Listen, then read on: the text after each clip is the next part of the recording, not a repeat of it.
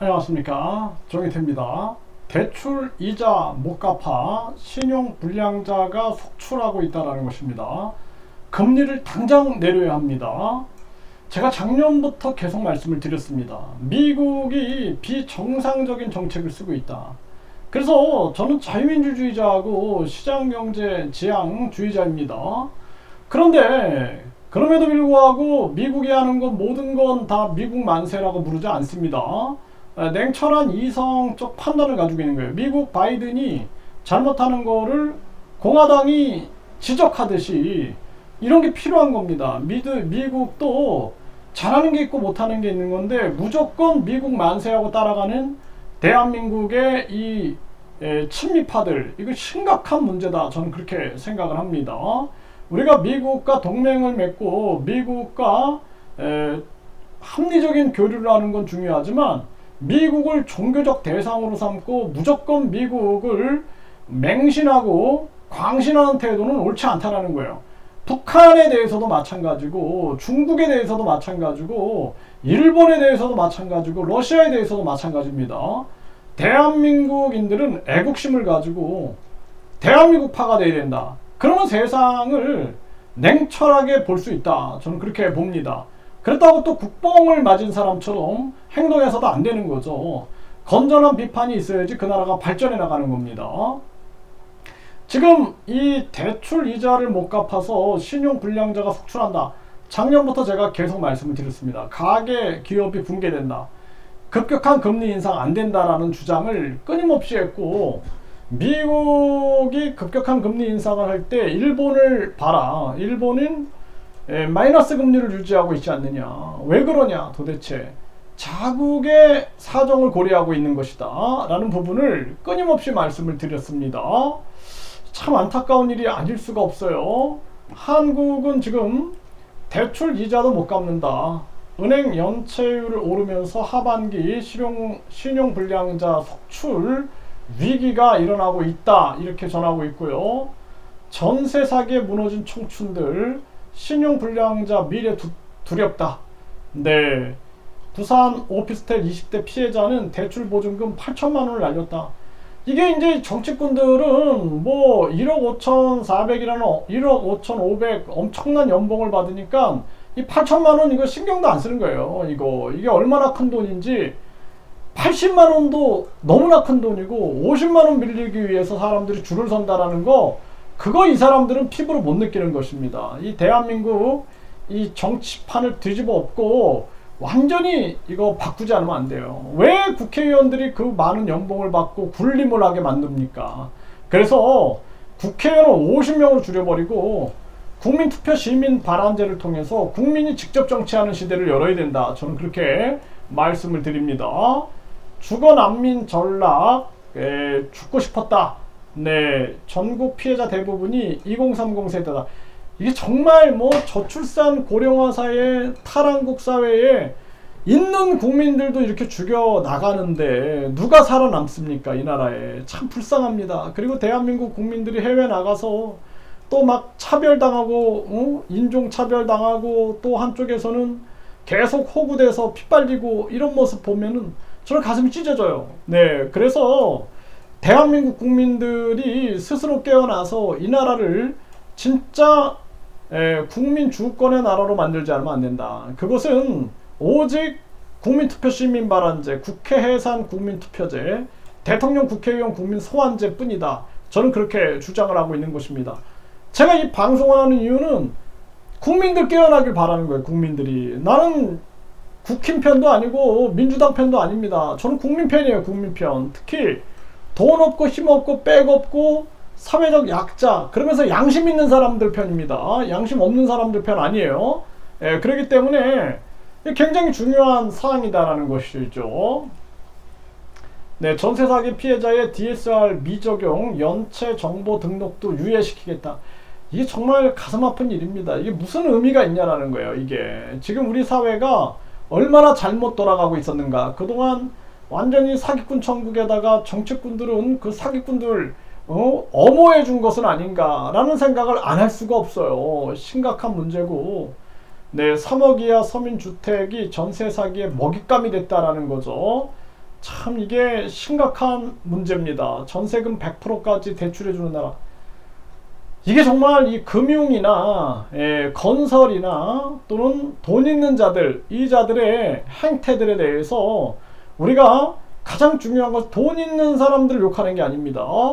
돈이 있어도 가장 중요한 것은 양심을 가지고 정당한 방법으로 그 돈에 대한 부를 누려야 되는 것이지, 그렇지 않고 오직 탐욕과 욕심과 이기심에서 다른 사람을 피해주면서 전개한다 그러면은 그 옳지 않은 모습인 거죠. 그리고 우리 사회가 열심히 노력해서 행복하게 살 수 있는 세상이 되어야 됩니다. 그러기 위해서는 제가 누누이 말씀드리지만 이 학벌주의, 황금만능주의, 출세제일주의, 그리고 이 외모지상주의를 무너뜨리고 우리가 진실과 가치를 지향하는 사회가 돼서 행복이 무엇인가? 인생이라는 게 아무것도 없잖아요. 사실 죽으면 끝이고 아무런 의미가 없습니다. 가장 중요한 것은 하루하루 행복의 가치를 누리며 사는 것인데, 사람이 행복을 누리지 못하게 하는 그 사회의 모습이 바로 한국의 모습이다.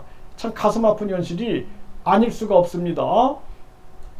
이 백악관 경제학자 급격한 금리 인상 은행권에 부정적 영향을 줬다, 이런 얘기를 하고 있어요. 미국 은행 절반 파산 가능성을 경고하고 있다라는 것입니다. 네, 이런 게 다 제가 얘기했던 얘기 아닙니까, 작년에. 네, 결국엔 은행에게 부메랑으로 돌아온다. 이제 이 사람들이 양심의 소리가 나오는 거예요. 양심의 소리. 이 사람도 계속 지금 버티다가 이제 양심의 소리를 내는 건데, 이 양심의 소리를 내야 됩니다. 아니면 다 망하는 거예요. 다 망하는 거. 이게 심각한 문제고요.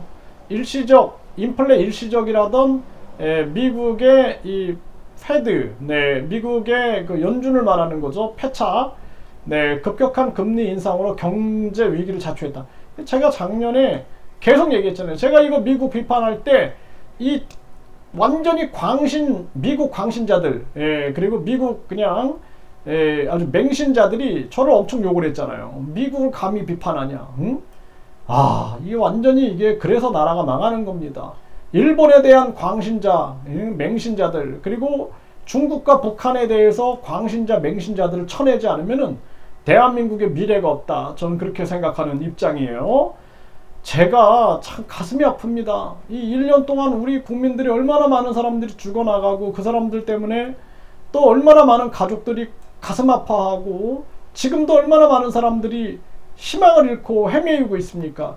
이 나쁜 놈의 이 광신자들, 맹신자들, 이들이 다 망치는 거예요. 중국, 북한, 일본, 미국에 대한 광신, 맹신, 그리고 사이비 종교에 대한 광신, 맹신자들 때문에 전 지금 국민들이 고통을 받고 있다. 참 가슴 아픈 현실이 아닐 수가 없습니다. 급격한 금리 인상으로 어려움 겪는다. 네, 한국은행의 금통위원, 네, 이런 얘기를 하는데, 이 사람이 지금 상식적인 얘기를 하는 거예요. 근데 이런 사람이 버틸 수 있을까 참 걱정입니다. 네, 양심의 소리를 내면 다 쳐내니까. 네, 베트남은 올 들어 세 번째 또 금리를 인하했다라는 거예요. 근데 이들의 주장이 너무나 합리적이에요. 생산, 투자, 수출 모두 부진한 상황이어서 시중은행의 금리를 낮춰서 기업과 가계의 자금난을 덜어주기 위한 것이다. 기업과 가계의 자금난을 덜어주기 위한, 이게 얼마나 상식적입니까?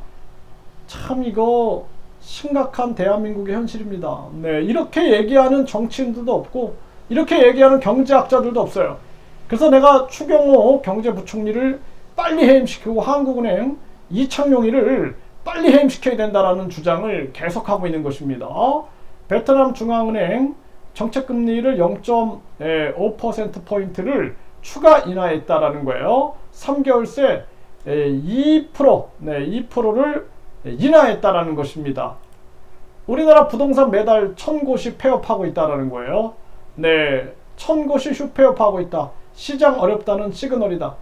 지금 이런 거를 정치인들은 뭐 집값 잡고 있다, 뭐 이렇게 포장을 하고 있어요. 포장. 미화를 시키고 있는 것입니다. 지금 부동산 매달 1000곳씩 폐업하면은요, 이 1000가정이 고통 속에 빠지고 있는 겁니다. 네, 경제가 무너지고 있는 거예요. 지금 급격한 금리 인상으로 결국에는 금융 시스템과 경제 시스템을 다 망가뜨려 놨어요. 부동산 시스템을 다 망가뜨려 놓고도 미화시키고 있어요. 우리가 집값을 잡고 있다. 부동산을 때려잡아서 다 우리가 집값을 잡고 있다. 이런 거짓말을 하고 있는 것입니다. 참 가슴 아픈 현실이 아닙니다. 대한민국 국민들이 빨리 깨어나서 국민들이 제3지대에 뭉쳐야 됩니다. 아니, 저는 제3지대 정당이고 뭐 이런 거에 관심도 없어요, 사실. 그런데 중요한 것은 거대 양당의 횡포를 막아야 된다. 지금 여당이 잘못하고 있으면 야당은 냉철한 이성을 가지고 비판해야 되는데 빨리 여당 무너져라. 저것들 무너지면 우리가 권력 잡아서 우리가 헤쳐먹어야지. 이런 생각만 하는 거예요. 그러니까 정작 빨리 금리를 내려라 이런 얘기는 하지 않고 정부에 대한 그냥 이상한 비판만 하는 거예요. 유튜브도 보면은 계속 그냥 막 수준 낮은 욕설만 하고 막 그런 걸 보면은 저는 가슴 아픕니다. 네, 그래서 저는 최대한 좌우로 치우치지 않으면서 중용의 가치를 가지고 방송을 하려고 노력을 하고 있습니다. 참 가슴 아픈 현실이고요. 지금 대한민국은 이런 정황으로 가고 있다. 빨리 금리를 내려가지고 가계와 기업 수출을 살려야 된다. 분명하게 말씀드립니다.